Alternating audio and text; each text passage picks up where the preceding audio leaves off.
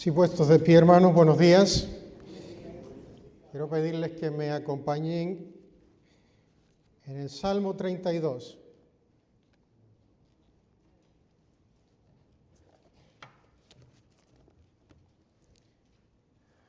Amén.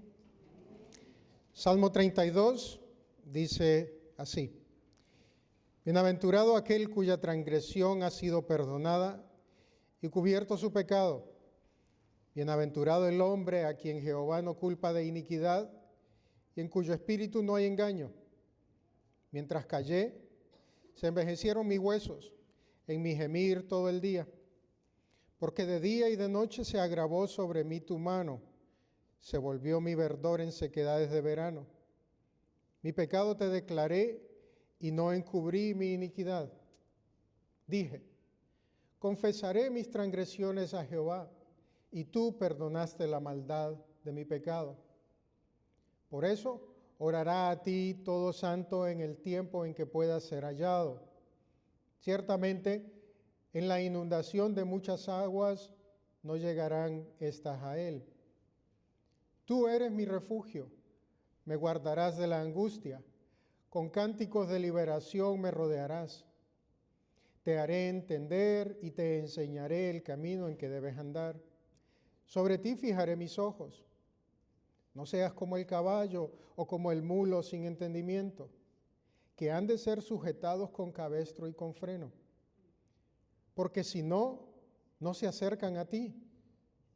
Muchos dolores habrá para el impío, mas al que espera en Jehová le rodeará la misericordia. Alegraos en Jehová y gozaos justos, y cantad con júbilo todos vosotros. Pueden tomar asiento, hermanos.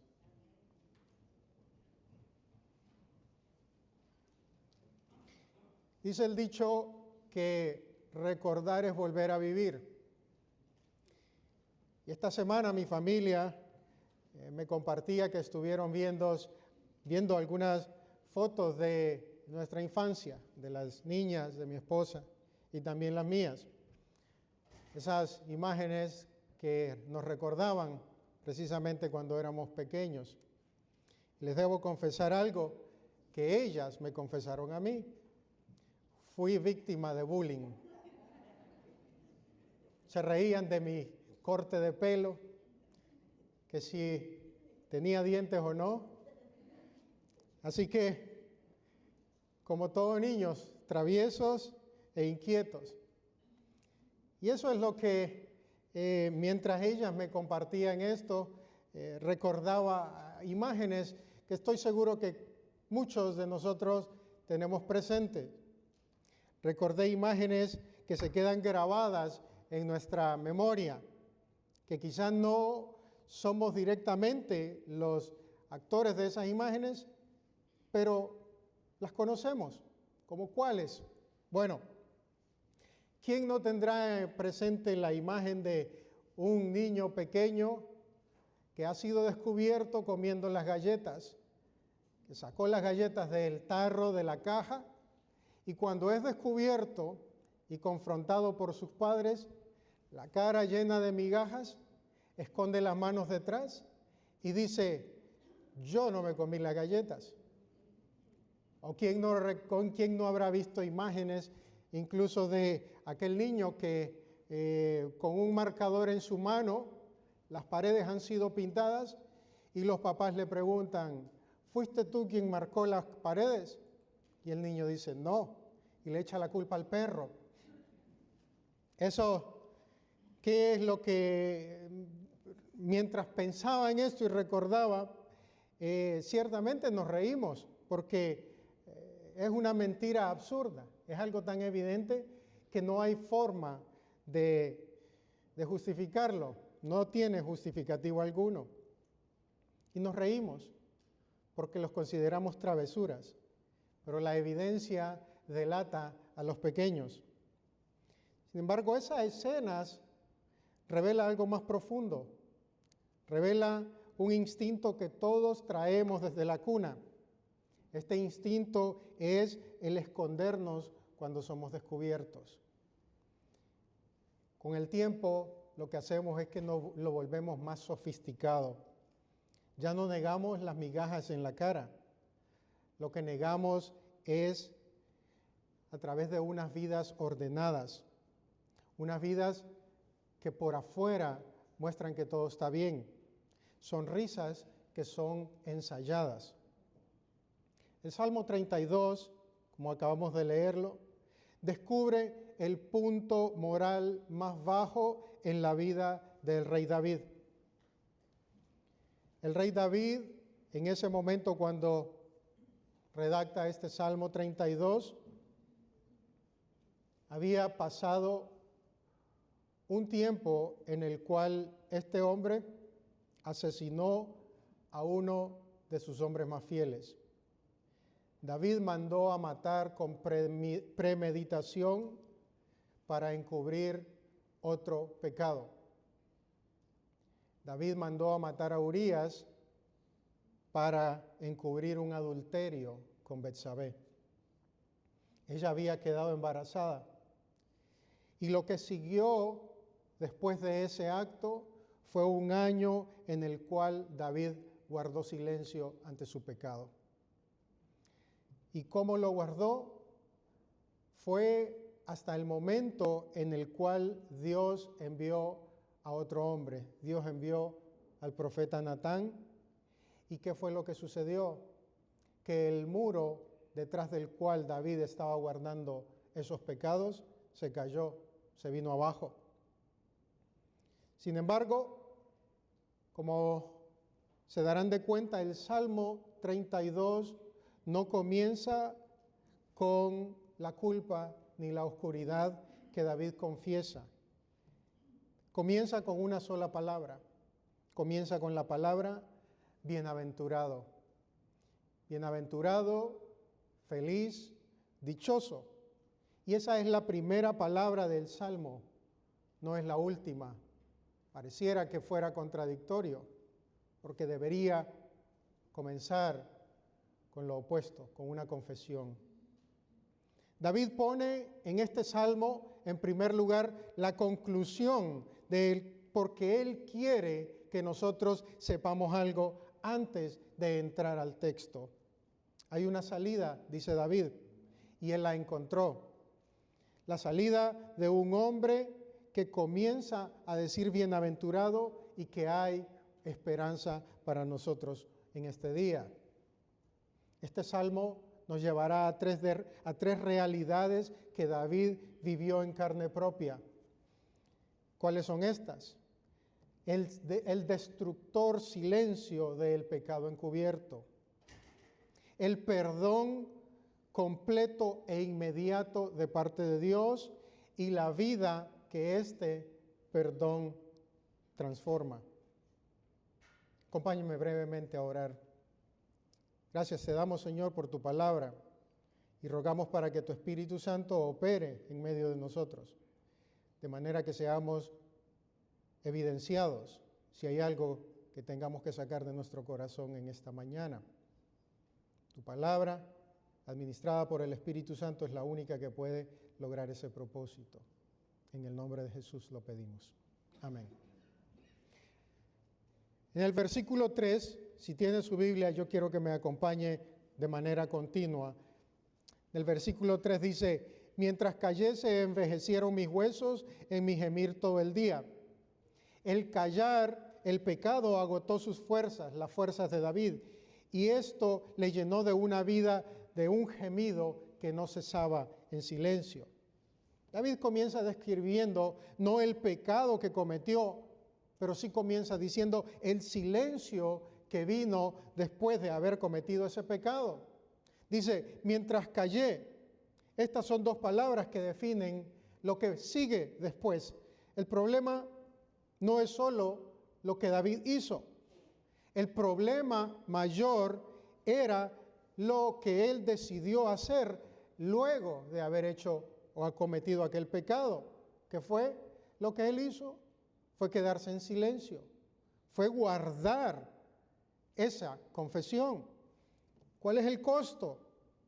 El costo, dice el salmista, fue que sus huesos se envejecieron. Así lo retrata de una forma poética.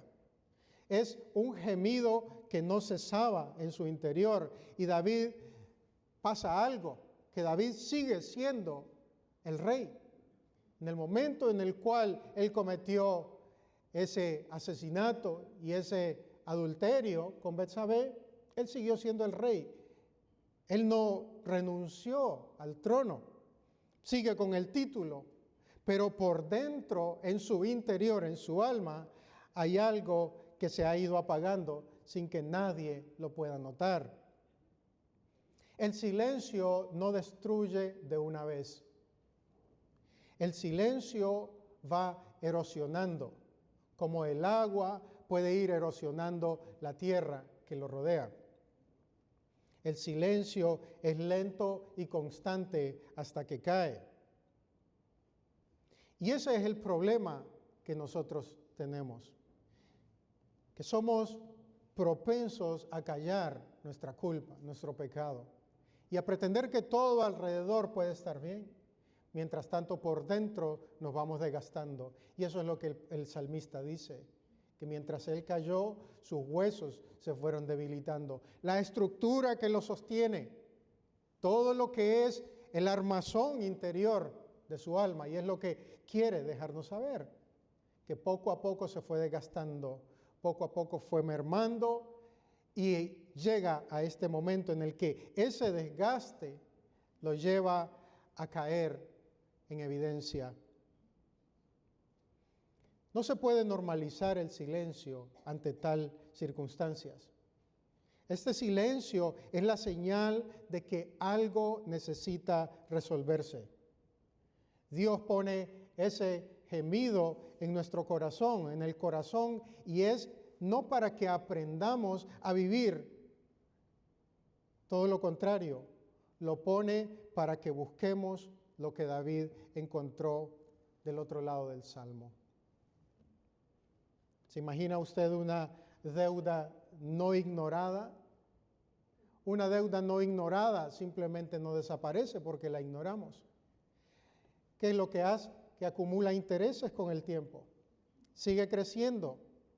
Aun y cuando nosotros querramos o pretendamos que no existe, la deuda por detrás sigue aumentando. Muchos de nosotros hemos hecho precisamente eso con la culpa. Hemos decidido no nombrar ese pecado. Hemos decidido no nombrar lo que hemos hecho. Hemos preferido construir una vida alrededor de esa no confesión. Lo que quiero en esta mañana es que ustedes piensen en lo siguiente, y deseo que lo tengan presente, muy presente, que Dios no está aquí para cobrarle una cuenta. Dios está en esta mañana diciéndole a usted, yo estoy aquí para cancelar la deuda. Pero eso no ocurre simplemente por efecto del azar. Se necesita una acción de nuestra parte. Necesitamos llevar a cabo esa acción. ¿Qué es lo que debemos hacer? El primer paso está en no fingir más lo que sabemos que está dentro de nuestro corazón. ¿Qué es lo que debemos hacer, por lo tanto? Debemos traer a la luz esa culpa, ese pecado encubierto. No lo podemos dejar más olvidado. La mano de Dios agravó continuamente el peso del silencio hasta secarlo por completo. Así dice el versículo 4. Si usted lo tiene, léalo conmigo. Dice, porque de día y de noche se agravó sobre mí tu mano. Se volvió mi verdor en sequedades de verano. Versículo 4 añade algo que lo cambia todo.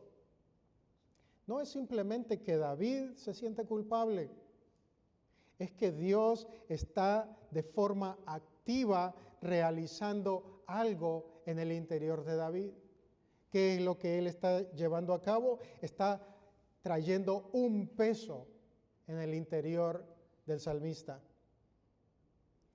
De día y de noche, sin pausa, dice David.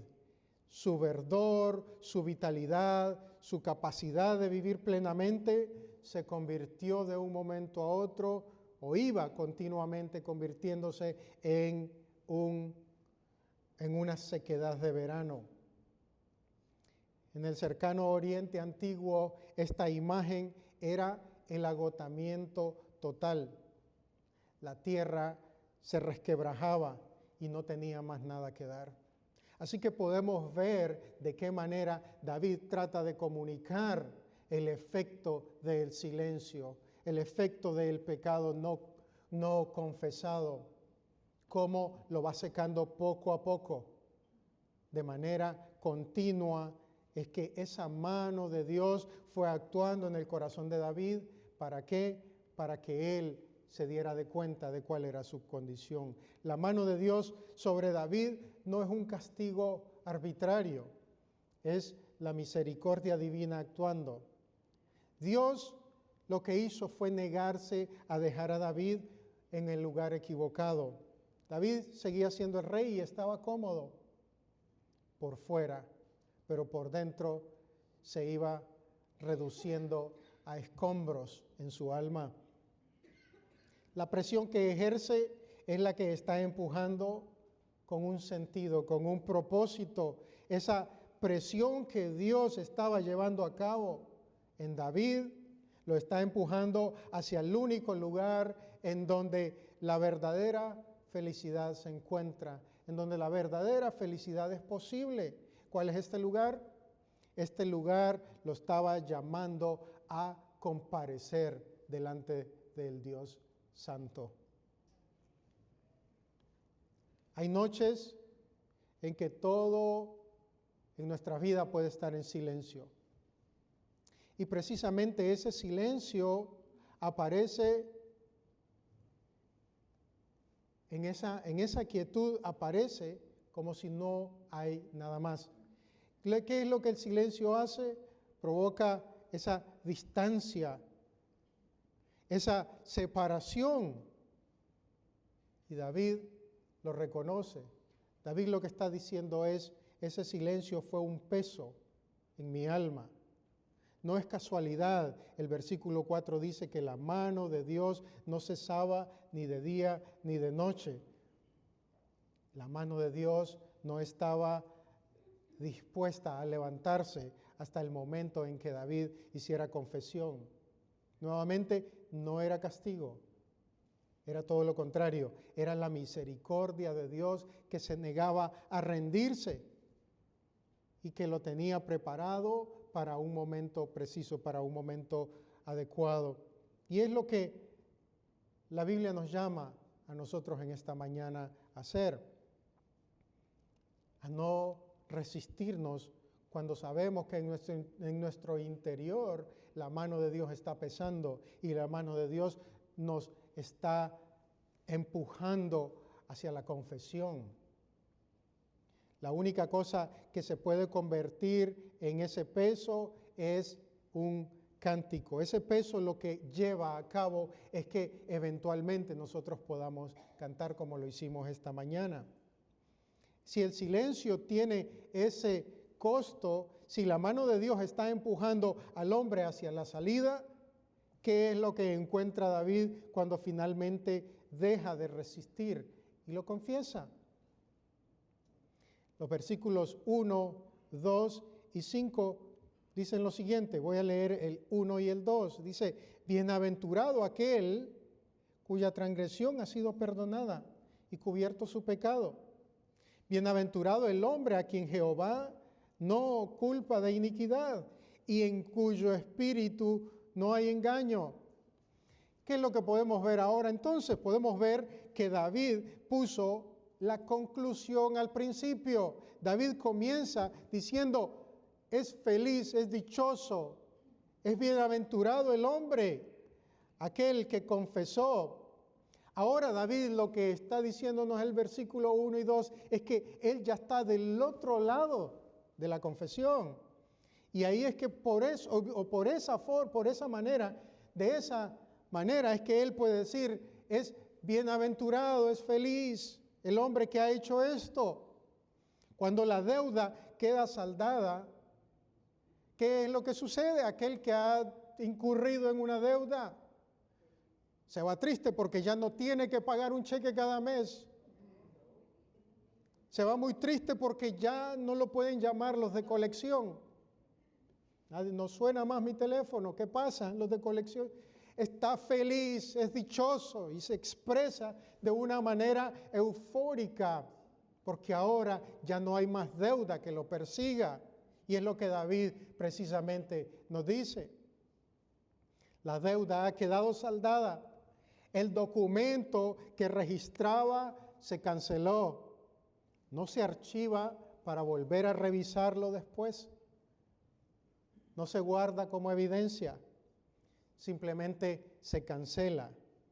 Ya ese documento deja de tener un valor legal. Ya no tiene efecto. Ya no hay poder que el deudor tiene sobre aquel que le debe. Eso es lo que Dios hace con nosotros. En 3 acciones precisas Dios nos lo muestra en el Salmo. Dios nos muestra en el versículo 5, dice, mi pecado te declaré y no encubrí mi iniquidad. Luego dice, confesaré mis transgresiones a Jehová y tú perdonaste la maldad de mi pecado. 3 acciones. La transgresión es perdonada, es levantada y es llevada lejos. El pecado es cubierto, fuera de la vista de Dios. La iniquidad, ¿qué ha sido con la iniquidad? La iniquidad no se es imputada más al confesante. David dice, la iniquidad ya no cuenta más, no tiene valor en el registro. Si usted está aquí convencido que su deuda es demasiado grande para quedar saldada, escuche esto. David, adúltero, asesino, en su expediente, si el FBI lo revisaba, David iba preso. Pero el Salmo comenzó diciendo que el adúltero, que el asesino es bienaventurado. No porque Dios se hizo de la vista gorda, sino porque el documento quedó cancelado completamente, sin excepción, sin letra pequeña. Las consecuencias de algunas decisiones, por supuesto que permanecen. Eso es real y no lo podemos ignorar, no lo podemos evitar. Pero hay una diferencia enorme entre enfrentar consecuencias con un registro cancelado ante Dios y enfrentarlas todavía cargando esa deuda. El perdón no cambia el pecado. El perdón no cambia el pasado, el pecado sí. El perdón no deshace lo que usted y yo hicimos. El perdón deshace lo que eso dice sobre usted ante Dios. Esa es la sentencia de la gracia. La gracia dice, esto es quien tú eres ahora. El perdón deshace lo que usted hizo. David en un instante deja de encubrir su pecado y lo confiesa. Dios perdona toda aquella maldad. Nuevamente dice el versículo 5, mi pecado te declaré, no lo encubrí. Dije, confesaré mis transgresiones y tú perdonaste la maldad de mi pecado. Confesaré y tú perdonaste. No sé si ustedes pueden ver. Tenemos el pasaje, ahí está. Dice, versículo 5, preste atención por favor. La segunda parte dice, y dije, confesaré mis transgresiones a Jehová y tú perdonaste la maldad de mi pecado. ¿Notaron que no hay un proceso en el medio? No hay nada entre la confesión de David y el perdón de Dios. No hay un proceso, no hay una condición adicional, no hay cláusulas que digan, eres perdonado si llevas a cabo tal o cual acción. El perdón llegó en el mismo momento en el que David abrió la boca. Y esto me recuerda a una imagen que se dio miles de años o 1000 años más adelante. En este caso fue en el Gólgota. Jesús estaba en la cruz y tenía a 2 criminales a sus lados. Y uno de ellos reconoció a Jesús como su Salvador. Y en ese momento Jesús le dijo, de cierto te digo que hoy estarás conmigo en el paraíso. ¿Qué hizo el que estaba en la cruz? Absolutamente nada. Sus manos estaban clavadas, había sido, y seguramente sus pies también lo estaban. ¿Qué podía hacer él para ser salvo? ¿Qué podía hacer aquel ladrón en la cruz para merecer el perdón? Simplemente confesarlo. Hay personas que llevan años, seguramente aquí, experimentando eso, porque llevan años posponiendo el momento de venir delante de Dios y confesar sus pecados, esperando sentirse más listos, más arrepentidos, más dignos. Y quiero decirle algo en esta mañana con la máxima claridad que se me permita. La dignidad no es el requisito para ser perdonado. La honestidad sí lo es. El honesto puede ser perdonado instantáneamente.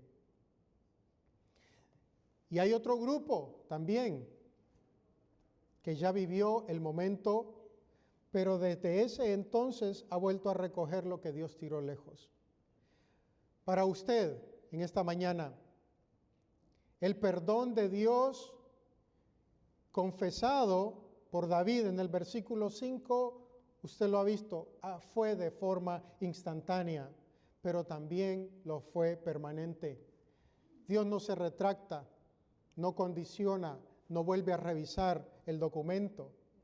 Recoger lo que Dios tiró lejos es falta de humildad, es no creer lo que Él hizo en la cruz, es poner en dudas la palabra que Él ha emitido para nosotros. El veredicto ha sido cancelado. Muchas veces creemos de que el pecado que hemos cometido es tan grande que no lo podemos pasar por alto. Y sigue viniendo a nuestra mente como una pesadilla. Sigue viniendo a nuestra mente como un fantasma. La Biblia nos dice de que si Él lo perdonó, ha sido cancelado. Si el perdón de Dios es así de completo, su decreto es definitivo e irrevocable. ¿Cómo luce entonces la vida del hombre que realmente lo ha recibido? La vida de aquel hombre que ha recibido el perdón luce de una forma distinta. Ahora este hombre que ha recibido el perdón de parte de Dios tiene dentro de sí alegría, hay en su vida una riqueza. El perdonado se acerca a Dios con libertad en lugar de huir de su presencia. Y dice el versículo 6, por eso, por tal motivo, como consecuencia de tu confesión, como resultado de haber sido perdonado, por eso orará a ti todo santo en el tiempo en que pueda ser hallado. Se da de cuenta de que ahora David está diciendo, el que ha sido perdonado es santo. ¿No es eso causa de alegría por parte del pecador? De que ahora no solamente ya no es más un esclavo del pecado. Ahora Dios y David dice, ahora esta persona es santo. Y esta persona anhela algo: orar a ti en el tiempo en que pueda ser hallado. Y hay personas que pueden llevar mucho tiempo describiéndose o describiendo, debo decir, a Dios. En este lugar habrán personas que saben perfectamente la teología y cuando hablan de Dios pueden expresarlo de una forma certera, apropiada. Pero que la realidad en el privado llevan tiempo sin hablar con Dios. No se trata de una fórmula teológica. La verdad es que la confianza en Dios es puesta por parte de aquellos que lo anhelan. Hay casi siempre una razón cuando esto no sucede. La razón por la cual no queremos venir a Dios es porque tenemos algo que nos impide. Tenemos en nosotros mismos una pared invisible que se interpone. El versículo 6 dice que el versículo 6 no describe un esfuerzo, describe una consecuencia.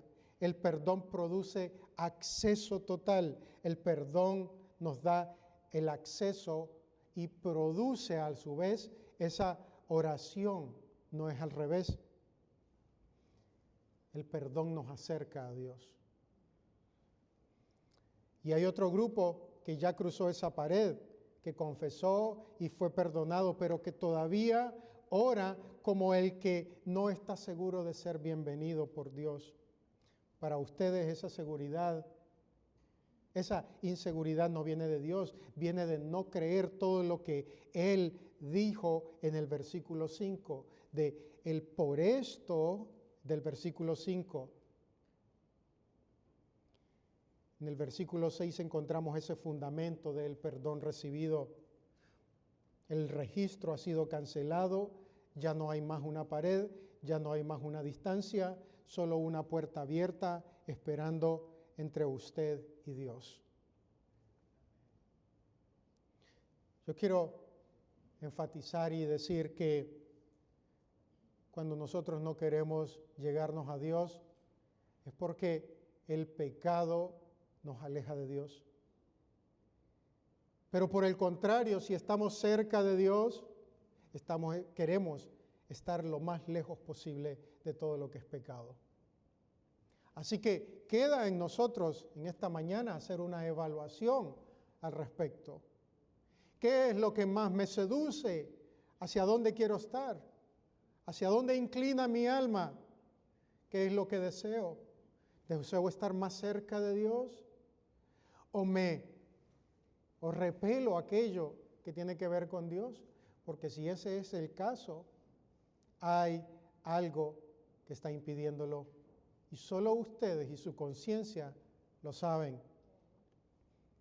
El perdonado encuentra en Dios un refugio seguro que lo guarda y lo rodea de cánticos de liberación. El versículo 7 dice: Tú eres mi refugio, me guardarás de la angustia, con cánticos de liberación me rodearás. Hay una diferencia entre conocer el concepto de refugio y haber encontrado un lugar. Y David no dice que Dios es refugio en general. David lo que está diciendo ahora es: tú eres mi refugio. No, Dios es un refugio, pero el que confesó su pecado dice: ahora tú eres mi refugio. Lo hace con nombre propio, con historia detrás, con la certeza de alguien que estuvo en los versículos atrás, en el versículo 4, rodeado de presión, de sequedad, de agotamiento, y ahora en este versículo 7 él dice: estoy ahora rodeado de un cántico de liberación. ¿No es eso magnífico? Lo que cambió no fueron las circunstancias de David. Lo que cambió fue dónde él puso el peso. Y esa es la pregunta de este versículo. Le hace y nos hace a nosotros en esta mañana. ¿Dónde está poniendo el peso usted en esta mañana? ¿En la aprobación de otros, de terceros? ¿En el control que tantas veces queremos tener de las circunstancias? ¿Dónde nosotros estamos poniendo el peso que hay en nuestra vida? Dice David que la prueba que le vino produjo en él esa confesión. El carácter de Dios no es el que nos permite estar con esa alegría del versículo 7, de ese cántico de liberación. Si nosotros ponemos nuestra esperanza en el gobierno, colapsará. Si nosotros ponemos nuestra esperanza en la bolsa de valores, colapsará. Si usted pone su esperanza en su vecino que le ayuda, en su jefe que le da trabajo, si usted pone su esperanza en su cónyuge, en sus hijos, en el pastor, en el predicador, colapsará, se le caerá. Pero si usted pone su esperanza en el carácter de Dios, en la persona de Dios, en todo lo que Dios es, jamás, nunca le va a faltar. Dios se compromete a guiar al perdonado. Dios se compromete a darle y a ponerlo en una nueva circunstancia, en una nueva situación, a rodearlo de misericordia. Versículos 8 y 10 dice así: te haré entender y te enseñaré el camino en que debes andar. Sobre ti fijaré mis ojos. El que confía en Jehová, dice más adelante, la misericordia lo rodeará. ¿No es esto magnífico? ¿No es esto hermoso de parte de Dios? Aquí es Dios hablando ahora. Ya no es David expresándose, ahora es Dios hablando a través del versículo 8 en adelante. Ahora es Dios expresando en primera persona. En medio del Salmo, su voz, la voz de Dios, entra directamente y dice: te haré entender, te enseñaré el camino, fijaré mis ojos sobre ti. Esto no es una instrucción general enviada desde lejos, desde el tercer cielo. Es el compromiso personal e íntimo de un Dios que se involucra activamente en la vida del perdonado. El perdonado no va a Dios arrastrándose a regañadientes, va por convicción delante de Él, delante de su trono, porque entiende todo lo que ha recibido.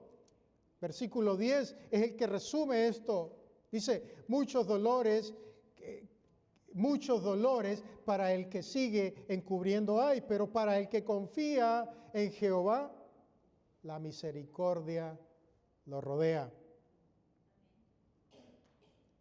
Yo estoy seguro que todos aquí en algún momento nos hemos sumergido, bien sea en el mar o en el río. Pregunto, cuando usted baja y se sumerge, lo rodea el agua, ¿hay alguna parte de nuestro cuerpo que quede seca? Absolutamente ninguna. Pues imagínese, así es la misericordia del Señor para con el que es perdonado.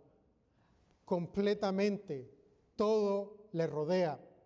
Y Dios nos prometió que no habría consecuencias.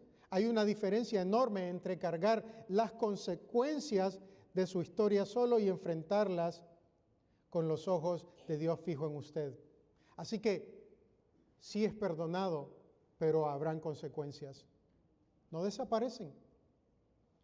Si usted robó, tiene que pagar. Como dice aquel dicho: toma chocolate y paga lo que debes. Hay una diferencia, por lo tanto, en cargar las consecuencias de tu historia solo o enfrentarla con los ojos de Dios y su misericordia fijos y rodeándote. El perdonado tiene razones reales y legítimas para vivir en alegría y expresarlas a través de una canción.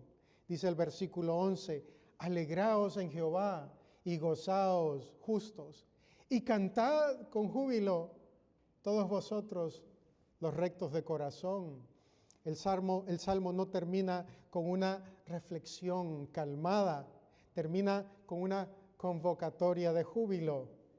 Y note quién convoca, no los que nunca han fallado, sino los rectos de corazón. El recto de corazón no describe una historia de errores o sin errores.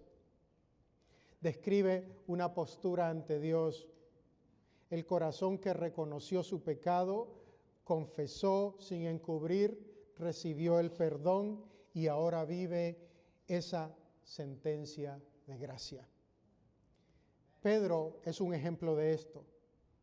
Ustedes recordarán a Pedro, el impetuoso Pedro, el discípulo del Señor. Pedro, en el momento más crítico, huyó. Huyó cuando Jesús fue arrestado en Getsemaní. Pedro negó 3 veces al Señor mientras estaba él arrestado y lo estaban injuriando y lo estaban azotando. Pedro dijo, yo no lo conozco. Pedro no aparece en los relatos que él estaba en aquel día de la crucifixión. Así que por sus calificaciones y por su lealtad, Pedro está descalificado. Pedro no tiene manera de poder llegarse a Dios. Y aún así, ¿qué fue lo que su maestro hizo? Una vez que resucitó, lo fue a buscar, lo restauró. Y no solamente lo buscó y lo restauró, sino que lo hizo columna de la iglesia, dice Colosenses. Pedro cayó en lo más hondo, en lo más profundo, así como lo fuera David, pero luego fue levantado. Y esto no es una coincidencia. Estos 2 ejemplos no son una coincidencia. Son el patrón de la gracia divina.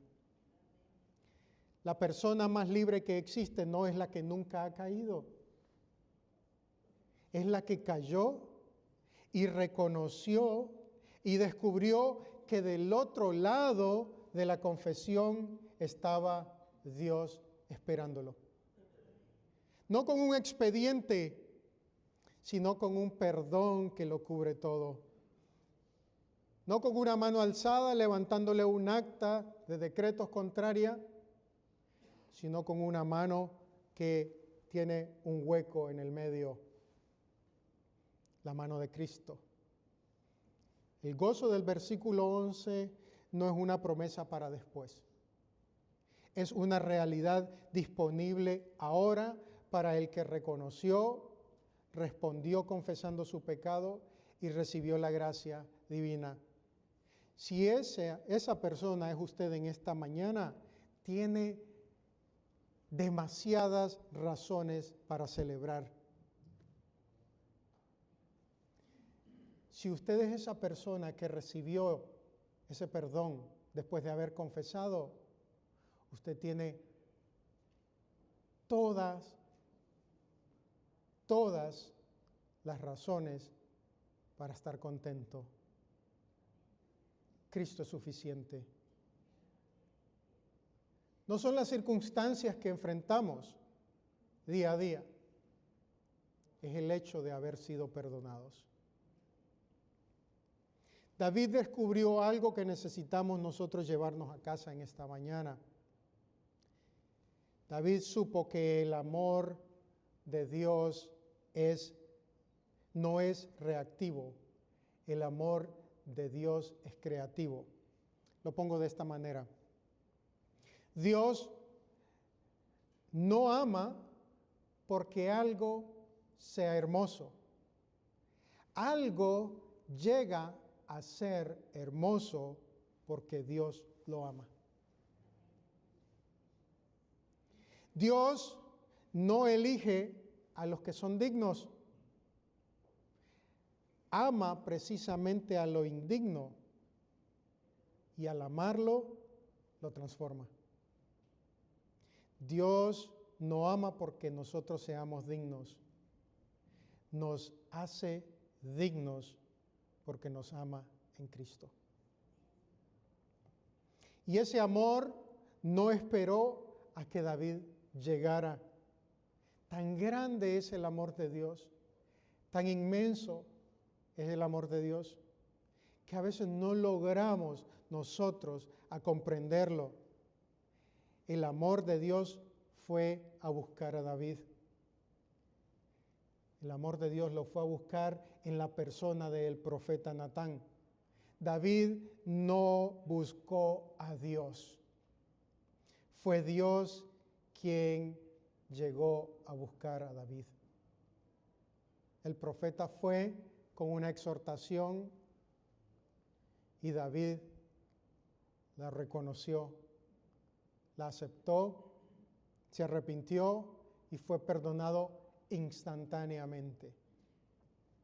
Y eso no fue una excepción. Hablo del ejemplo del Salmo 32 de David. No fue la excepción, sino que es el patrón a lo largo de la historia. Siglos después, Dios no mandó a un profeta a confrontar el pecado. Un siglo después vino Dios mismo en el Hijo, en la persona del Hijo. Dejó el cielo y vino a la tierra, no porque los hombres lo estuvieran buscando, sino precisamente por lo contrario, porque no buscaban a Dios. Y así lo dice Romanos 3, versículo 11. Dice que no hay quien busque a Dios, no hay ni uno. Eso incluía a David y lo incluye a usted y me incluye a mí. El bienaventurado del Salmo 32, esa persona de la cual dice David que es bienaventurado, Jesús lo describe en Mateo capítulo 5, en el Sermón del Monte, pero utiliza otras palabras ante esta audiencia en el Mateo 5. Jesús no describió al que llega a Dios con credenciales, describió al que llega sin nada. El pobre de espíritu que sabe que no tiene absolutamente nada que ofrecerle a Dios. El pobre, el que llora en su interior, lo hace con un gemido. El que llora, el pobre y el limpio de corazón, es aquel bienaventurado delante de Dios. No el que le busca sin fallo, sino el que confesó, sin encubrir y recibió lo que ningún esfuerzo humano pudo producir, un perdón que cubre todo. Jesús no estaba describiendo vidas perfectas en Mateo capítulo 5, Él está describiendo vidas perdonadas. Hechos 17:30 dice que Dios hoy manda a todos los hombres en todo lugar que se arrepientan. No sugiere, Dios manda, es un imperativo. Si hay algo en usted en esta mañana que lleva tiempo cargando en silencio, esta mañana, este día, confiéselo. No requiere un discurso, no tiene que pasar al frente, no tiene que vociferarlo. Se requiere de la confesión de un corazón honesto delante de Dios. Y si ya lo confesó, pero la carga sigue, la culpa persiste, decida hoy creer lo que Dios ya hizo. No lo que usted siente, porque no se trata de un sentimiento, no es sensorial, es confiar plenamente en lo que Dios ya dijo en su palabra respecto a quién es el bienaventurado. Hay una decisión que solo usted puede tomar hoy. Dios ya hizo su parte. En el versículo 5 lo hizo y la confirmó en la cruz. Y esa decisión le está esperando a usted ahora mismo. Lo único que falta es que usted haga su parte si tiene algo que confesar. La gracia ya dictó sentencia y el veredicto es perdón. Lo único que falta es que usted acepte ese veredicto. Amén. Oremos. Padre, muchas gracias te damos en esta mañana por lo bueno que eres, por lo grande que es tu misericordia y porque te has dignado a vernos con ojos de misericordia. Que tu palabra haya calado en nuestros corazones y nuestras mentes, de manera que hoy busquemos esa libertad que solo tú nos ofreces. Bendice a mis hermanos y que sea tu Espíritu actuando en nosotros. En el nombre de Jesús.